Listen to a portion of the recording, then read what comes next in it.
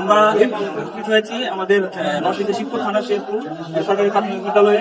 আপনারা অলরেডি অনেকে অবগত আছেন যে এখানে আমাদের একজন মনিকা নামে একজন 12 বছরের মাদ্রাসা শিক্ষার্থী মাদ্রাসা থেকে বাসায় ফেরার সময় তাকে জোরপূর্বক ধরে নিয়ে দুজন ছেলে দর্শন করে, একজন আরিফ একজন আলমগীর। তো এটা এখন পর্যন্ত খুব বড় ধরনের কোনো মিডিয়া বা কোনো জায়গায় কভার হয় নাই, বা এটার এখনো বিচারের কোনো কিছু আমরা এখন পর্যন্ত দেখি নাই। তো এটার জন্য আমরা বিক্ষোভ এবং মানববন্ধন এবং এটার কঠোর বিচারের দাবিতে আমরা এখানে জড়ো হয়েছি আমরা সকলেই।